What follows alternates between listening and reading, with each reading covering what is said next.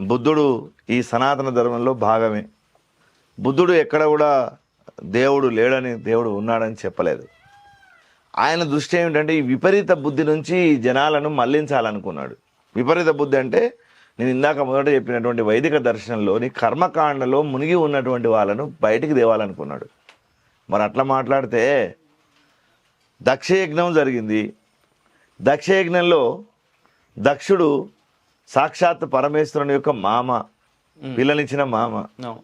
ఆయన వెదురుగా వెళ్ళి దక్షుడు వచ్చినప్పుడు దక్ష ప్రజాపతిని నేను కాబట్టి నన్ను ఆహ్వానించలేదన్న కోపంతో పరమేశ్వరుని మీద అలిగి ఆయన దక్షయజ్ఞం చేస్తూ ఆ దక్షయజ్ఞానికి పరమేశ్వరుని ఆహ్వానం చేయలేదు.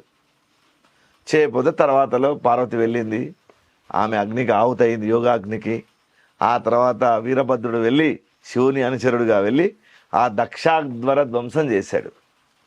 మరి ఈ కథ మనకి ఏం తెలియజేస్తుంది? ఇది మీరు పురాణ కథగా చూస్తే ఇక్కడ శివుడు, శివుని మహిమ, త్రిశూలాలు, దక్షుని చంపడాలు ఇలాంటివి ఉన్నాయి కదా. కానీ కథ ఏం తెలియజేస్తుంది అంటే విపరీత కర్మను నిరసిస్తుంది ఇది. దక్షుడు కర్మ చేయడంలో దక్షుడు, ఇది ఆయన క్యాపబిలిటీ చాలా ఉంది.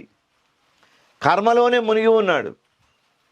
మరి కర్మలో మునిగి ఉండి ఏం చేశాడంటే అన్ని పట్టుకున్నాడు కానీ ఈశ్వరుణ్ణి మర్చిపోయాడు. పరమాత్మ లేడు అందులో. ఆ కర్మలో పరమాత్మ లేనటువంటి కర్మ ఉండడానికి ఈ ప్రపంచంలో లేదు.